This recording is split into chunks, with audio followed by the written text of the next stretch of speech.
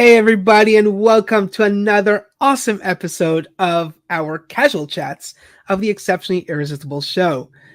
This is a show where we love to highlight people who have some form of story that's exceptionally irresistible, whether it's in their personal life, professional life, or their business is based on something exceptionally irresistible. And today we are highlighting Bennett Schwartz right here today. We are so excited to have him. Bennett, thank you so much for joining today.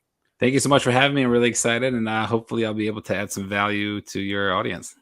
Oh, I'm sure you will. And again, it's incredible to have, other fellow people who are doing some incredible work. And I just want to read the bio that you shared with us, and then kind of dig in and learn more about what, just to dig deeper into what you do and how you do it. So, without further ado, I'm just gonna read this bio.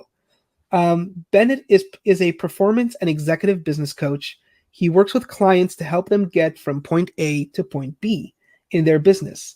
Bennett works on their vision, strategy, and implementation by focusing on the nuts and bolts of the business, as well as the mindset that is needed to take it to the next level. So, guys, if that's not exceptionally irresistible, I don't know what is then. The mindset and the business and the nuts and bolts. Bennett, take us through a little bit of a journey. First of all, how did you get there? Like, what inspired you to start this, and what does it look like? This whole idea of like the physical and the mindset, and what's that all about? For sure. So I'll say when I first started coaching, I think I didn't realize that I was actually coaching. I was in education for about 10 years. And what drew me to education was more the informal aspects of the education. So I didn't really like the classroom model. I didn't like, being a teacher in front of the classroom and like giving a class and, tests and grading them and, punishment and all that stuff. I was more into the informal stuff. So it was like speaking with students in the cafeteria or in the gymnasium or, in summer in a camp program.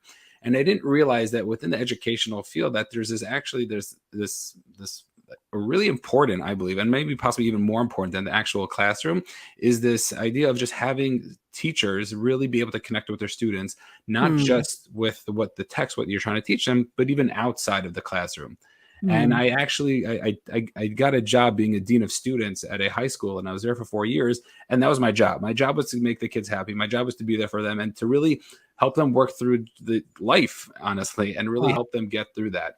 And I always had this draw to, entrepreneurship and really like growing my own business. And when I realized there's this whole world of coaching out there, that I can actually take all those skills that I had through my education and working with students and really helping them figure out what's going on and how to actually get through whatever it is they're going through. And we all know, teenage kids could be the most difficult out of anybody. So, really working with them through that and then really implementing it into the business side of things, it was a very easy transition. And, with the proper training that I received, I was able to really, help people in the business aspect where I'm able to help them grow their businesses, but also help them live a more meaningful life. Wow. That is incredible. And that's like, so actually, I don't know if you know this, but my business partner, Baruch Dubrow, he has a very similar background. He's actually currently still educating and teaching, but he's also doing his transition from the educational to the leadership world. I had a little bit of that background as well. So I helped create actually a business model school for kids who just didn't fit into that normal educational sort of structure. Right. And I share this with you because it's so accurate that, as leaders, as we start as parents first, let's say, and then if we look at, like, I'm talking about in the leadership ladder. So there's the parent to the child, because that's a child who's just born and grows up to the level that eventually they end up in school. And then there's the teacher, the educator. And then at some point, this child ends up becoming whoever that person becomes in their life. Let's assume an entrepreneur or a business owner or an employee or whatever it is. And it's these leadership sort of like the leaders that they had in their life along the way is what shapes that child into that person in the future. I like to call whatever's going on right now in the business world sort of like a generational trauma. These employees being treated inappropriately, these bosses who perhaps don't have the best leadership Right. styles. I think it all burns down to how we were raised, and effectively what you were doing in the schooling system. I think that's why it was such an easy transition to kind of like take it to the next level in a sense. So if you could expand a little bit more about that, what that looked like to you. Yeah, sure. So it's interesting that you said, you and your business partner, have a similar background. So when I first got introduced to coaching, so I actually hired my own personal coach to Mhm. help me with my business. My side business is I'm a real estate investor on the side, and I hired a personal coach. So I was already introduced to coaching and to the mindset of coaching, really, because that coach is more on the mindset of everything. Mhm. And then I spoke to somebody who had a very similar history to me, also through the educational background and whatnot. And then after speaking to him, I was like, oh my gosh, like I think this is it. It was like the first time in my life where I felt like all my experiences that I've been through really just aligned with one another. Mhm. And it made so much sense why all the things that I've been through happened. And it was like Sure. really a euphoric moment for me. And I was so excited to finally be like, this is it. This is I what I'm know. supposed to be doing. And to really get that Mhm. feeling was just so incredible. And I still feel it now, even just not talking about coaching, but just in general of really helping people and working with people. And those, I was just on a call with somebody and he's trying to work something out with his business. And it's just so amazing that I could help people in that way, that Sure. it's really something very special. And I love that you say that because so we had a couple of other guests on here, Right. um and they too, it seemed that they came from the educational background. They also had like this, and you do see it, and I shared in another episode of these casual chats that I always hated the title, teacher or educator or whatever that was. Kind of like I never so I never thought of being a coach, but and then like oftentimes people say, well, you get an opportunity to teach people this and that and whatever, and I'm like, yeah, no, that no, not for me. But then it's when I actually met Baruch, who he was kind of like made this distinction between educator and teacher, Right. and he's like, an educator is more like a partner in your development as wherever you're going. And something that he found is lacking in the educational system, in the schooling system, is the schooling system is very much like, I will teach you the curriculum, pretty much like imparting information onto these children and then basically walking away. But like what you were demonstrating, you actually went after class, or you went on the informal part, and you were partnering up with these kids in a sense, in their personal development on a more intrinsic level, I guess. Yeah. And that's very, very common. I've seen it quite a bit in the coaching world, that transition, because of that connection. Right. And at the end of the day, people are complicated, whether you're a teenager in high school, whether you're an adult, or you've been in the same profession for 30 years. People are complicated. People have so many things going on in their lives Yeah. that there's no one answer that's going to fit for everybody. And if you Right. can have somebody on your team who's looking out for the best interest of you and really Uh, just help you see certain things and to really bring out in themselves what they need to be seeing, it's so Right. powerful. And you could really see change so quickly just by having somebody else who could point things out. And also sometimes when it's like a tough thing to really point out, or something uncomfortable, to really call you out on it and to be like, no, you have to see this pattern. And if you're not going to change, then the pattern is not going to change either. Yeah. And really, I want to dig a little bit deeper in that whole mindset thing, Sure. where it's like, I guess like, if I hear a lot, let's say, oh, Yeah. business has to stay in business, home has to stay at home and everything.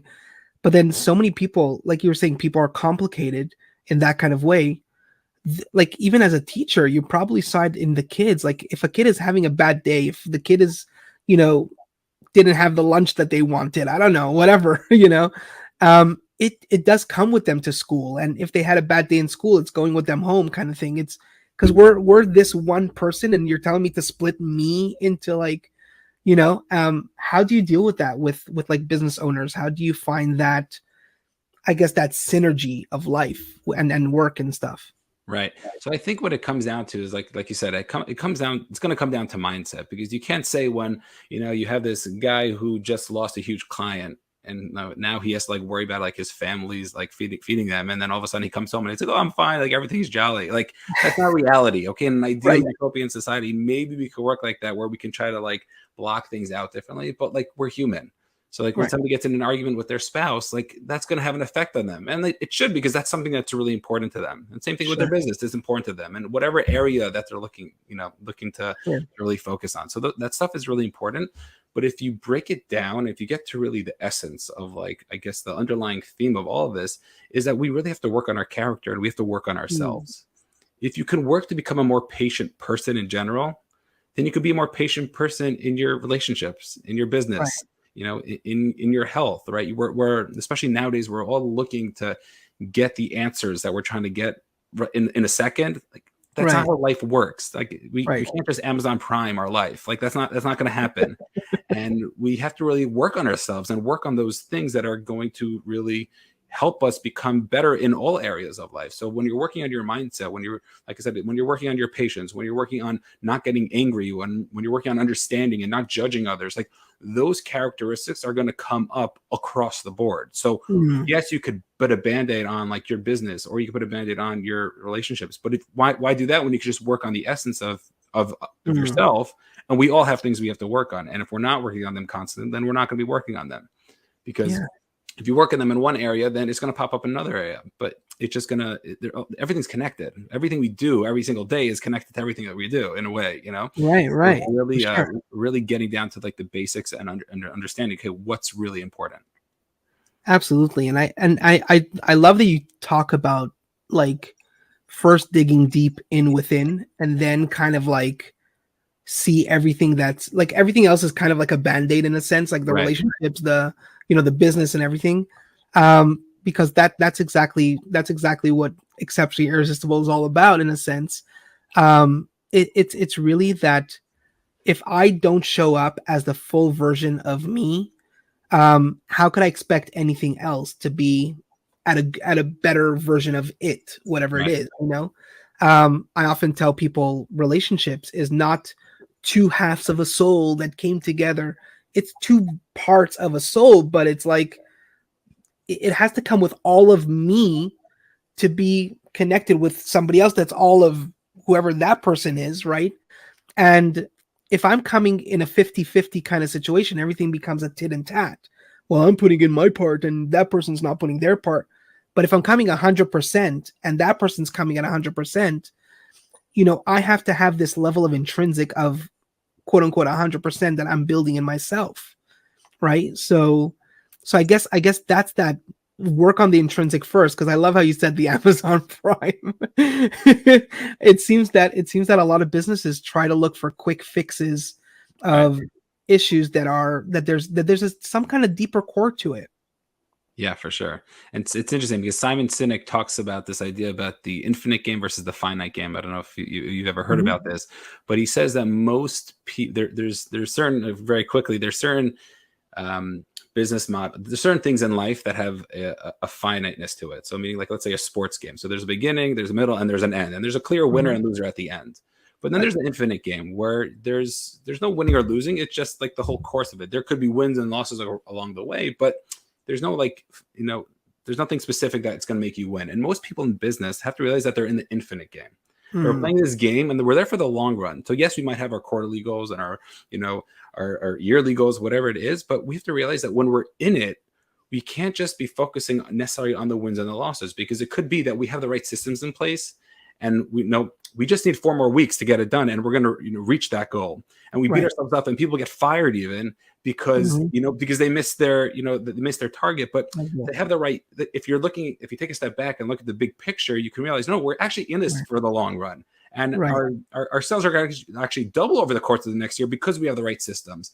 And we're so quick to just judge and to like throw things out and not really see what game we're playing in, because people think we're in this finite game where no, if we're not Sure. going to hit these targets, then we're going to be losing. And he brings out different companies where you see that they didn't necessarily go up and down. They're not going up and down within their sales because they're looking on looking to focus on like the long run, and they're Mhm. constantly growing every single year. And Sure. at the end, who's going to win? It's those companies Right. that are going to stick it out on the long run. So it's really figuring out and understanding which game you're really playing.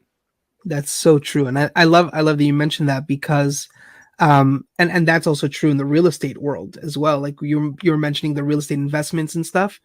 And what I've discovered when I got involved in real estate as well, was everything is about that relationship. Everything's about creating that level of experience. So what I'm saying about that is, let's say, the relationship with fellow investors or mentors, or how do you pull off a deal when it comes to a development, or a flip, or whatever it's going to be that you're involved in.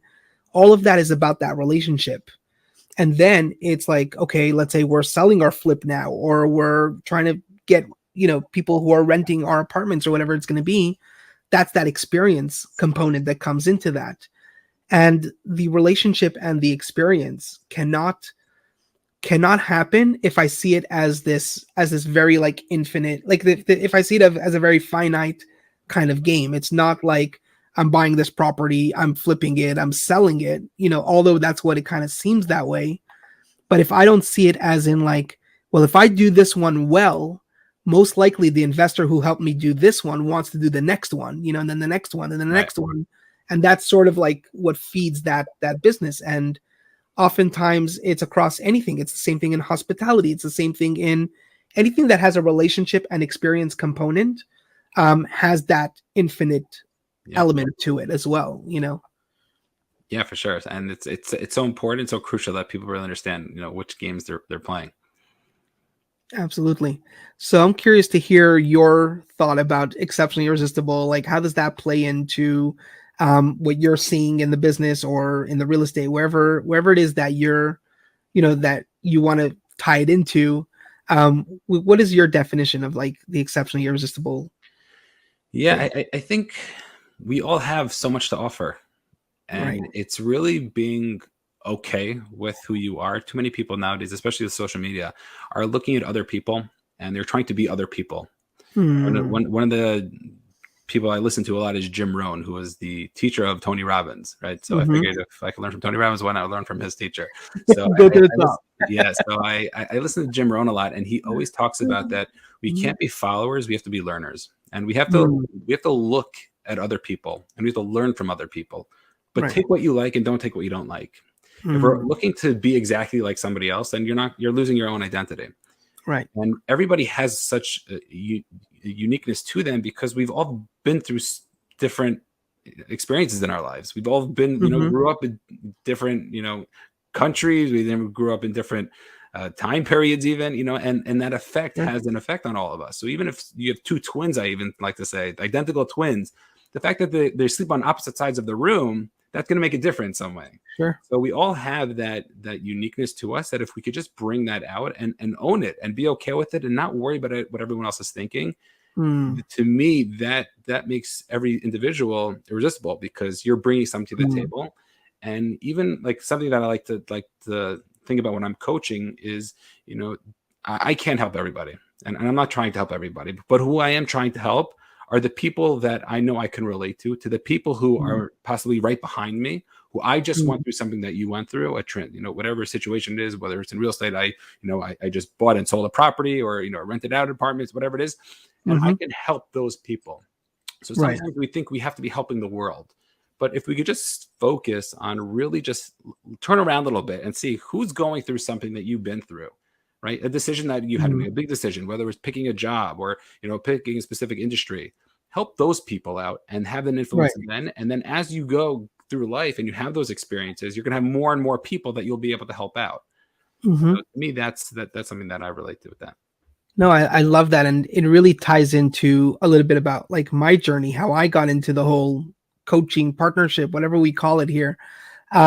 Is that I said, my journey is my journey. And I felt it important to share my journey, simply because actually it was one of my therapists and one of my mentors, a rabbi of mine, told me that the like I often asked, like, why is this happening to me, like like why do I deserve this, and why is this going on, or whatever, all these different life events that I had to deal with.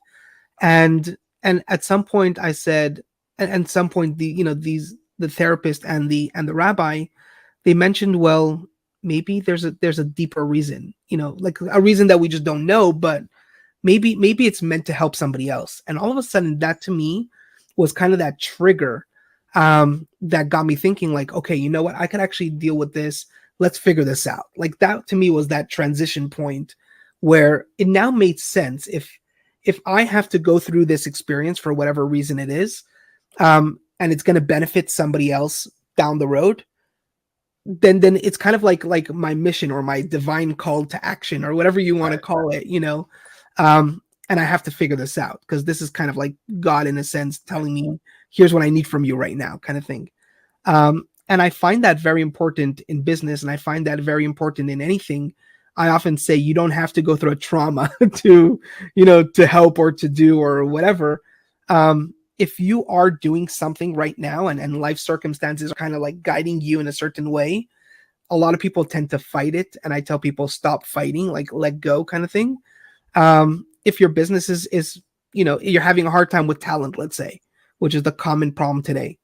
Well, let's dig deep and let's find out what that's about. And part of being exceptionally irresistible means I know how to dig deep and I know how to find like that inner core, to sort of benefit that next person, in a sense. And so I guess what I'm trying to say in all of this, that not necessarily do coaches have to be people who went through a certain experience, but rather have that mindset, like you were mentioning earlier, or the tool set or whatever it is to help get through certain aspects of life. So if you could expand a little bit more about, experience versus sort of like, I guess like being a cheerleader in a sense, or like a partner in a sense. So if you could expand a little bit more about that. Yeah, sure. So I would say the difference, and it's a big question. People had actually posted a LinkedIn post on this, the difference between a consultant and a coach.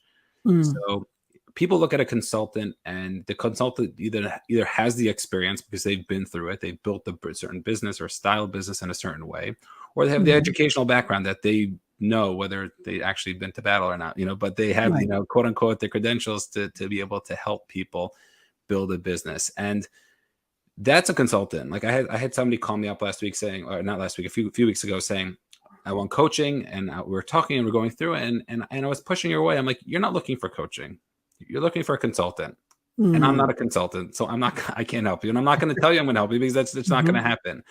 And it's this idea of I think a great way to put the difference between a consultant and a coach is that a consultant is looking to give answers.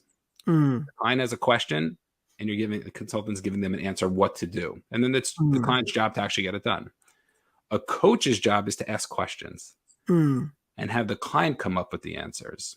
Because I believe, and I've seen based on my experience, that we all know what we need to be doing, especially nowadays with YouTube. You could YouTube anything, right? Yeah. But just having somebody over there in your corner looking out for you, asking you the right questions, and that's where I guess the difference between a good coach and a bad coach is they're asking the right questions, sometimes the difficult questions. But if you could have somebody who could ask those questions and pull out from the person what they are feeling or what they really need to be doing, and then strategize around that and come up with a strategy and then hold them accountable, that is a great coach, because they're going to be pushing their clients in a way that the person might never been pushed before. Like, especially nowadays, they talk about millennials, how, whether the parenting structure when we were kids was right or wrong, and too much, everyone's a winner and whatnot. So there's a lot of people that now are very sensitive to the fact that they handle critique. But if you have a coach who's willing to push their clients and to challenge their clients, and the clients are willing to accept it because they know it's coming out of like love and like they just want the best for me, then even though it's very uncomfortable, they'll be able to accept it and then also learn to strategize so they can actually deal with it to get the results that they're looking to get. I love your definition. It's like, in a sense, it's what we were talking about earlier. Like, we believe that everybody's exceptionally irresistible. Some just don't know it yet. Right. Some need a little bit of a push, like, hey, like, here's your exceptionalism, like, look at that mirror, like, and others are just like, they want to become more exceptionally irresistible in a sense. And life is a journey, and life, I often say, life doesn't end here in a sense, unless life ends, kind of thing.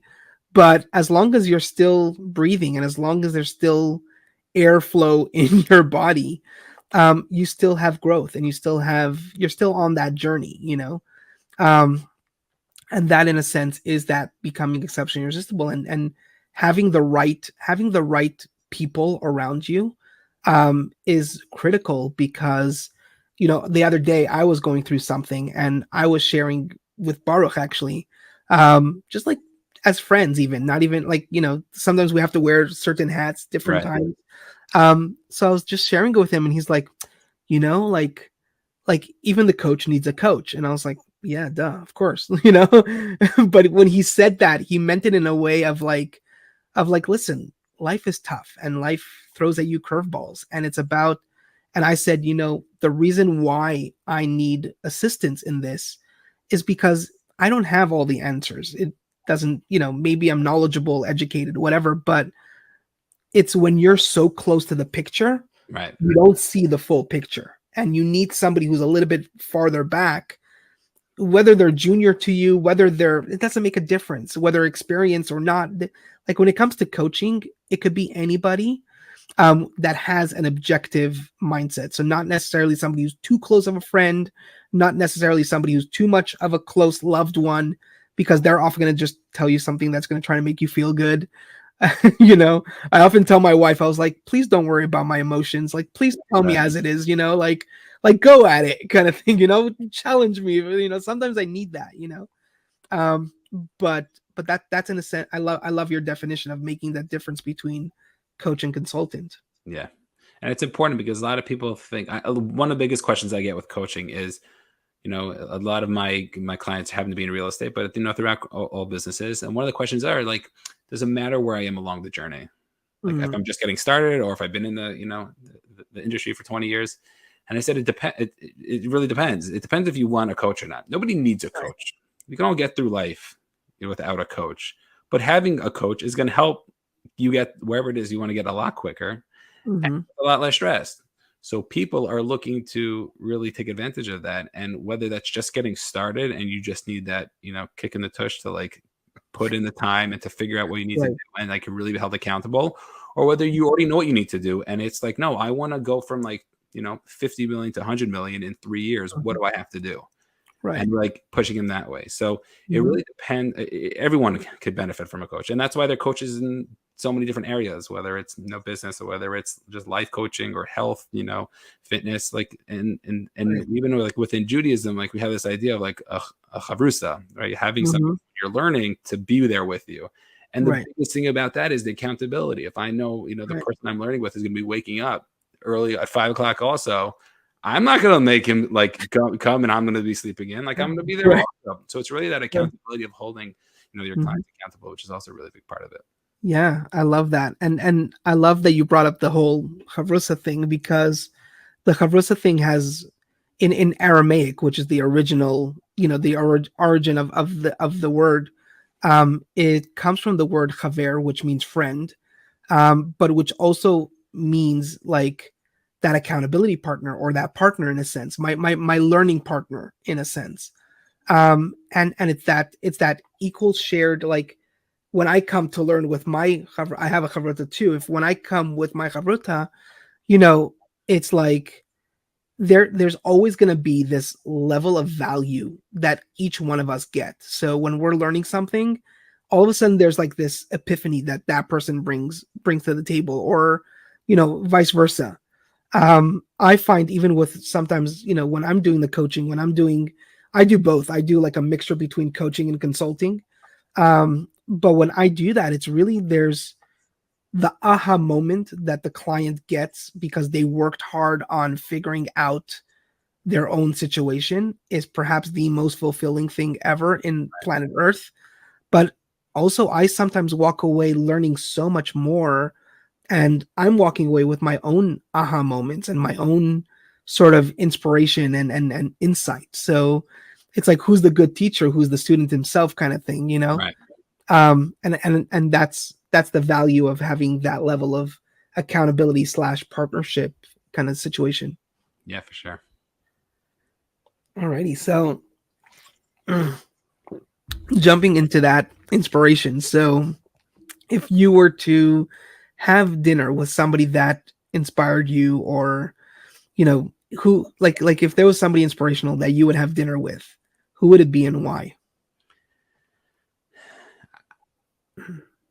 For me, it would have to be King David. Mm, Um, if you just look at his history and the things that he was been through, he was always being chased by somebody mm, who either was somebody he either respected at some point, somebody who was related to him throughout his life, and he was mm, always technically on the run or worried for his life. mm. And the things that that he went through from a young child being born into a family where he was going to be nobody, and to becoming the one of the greatest leaders of all time. Wow. To me, that's incredible, because Mm, he had so many excuses all across the way not to do he's done, and not to have the effect that he's done. And the fact that he was able to do so much and to have such an effect for hundreds of years, mm. to me, that's somebody who, if I could sit down and just like not even say anything, just like sit next to him, to me that would be something really really powerful. Well, paint us a picture, because now I'm curious. Like, if you were actually sitting there with him and kind of like just it's a one-on-one chat, so it's only the two of you in the room, and like what would it look like? Like, what would you? I know that you said that you might be speechless, but you can't stay quiet in front of somebody Right. too long. So, what would that look like? What would be like? Just at least even just one question that you would ask him. What would that? Yeah, sure. Once the nerves came down, and I saw that he was like a normal person, because I'm sure he was very like normal and approachable. Um, I'd probably ask him, how did you keep going? Mm, He was a religious person, so you had all these people who were after you. Like, weren't you like, God, like what the heck? Like, I'm trying right. to do the right thing for you, and then like my sons are after me. Like people are Mhm, trying to like overthrow me. Like, right. what is it like? What was that one nugget that Mm, you could like give to me? I'd ask him, in order to in the face of adversity, like just keep going. And mm, you even see with his Psalms, his Tehillim, like he was singing it. He was singing his whole yeah, way. It wasn't like he was stressed. He had right. things going on, I'm sure, and I'm sure he was stressed, but through his writings, you can see that he was singing his whole way through. So how is Mm, it possible that you were able to do that? yeah, and I actually really relate to it's so inspirational. Thank you for sharing that.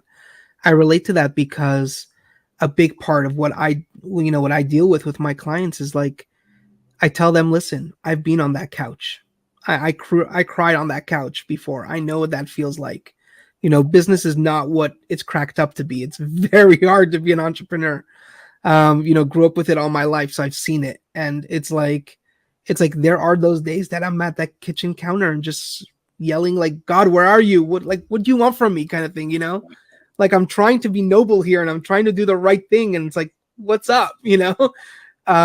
But sometimes there's that getting through that adversity, getting through that hardship, getting through that difficulty. And I mean, I don't know who were hanging out with King David and what entourage he had around him, but if I could even be just a fraction of a person to help somebody else get through that time, even just if it's a shoulder to cry on, then that's incredible. So thank you for sharing that, because that really hit home to me. So Yeah, for sure. And I think a big part, like people say, "Oh, you were that guy." No way. Like, and there's no way you're that guy.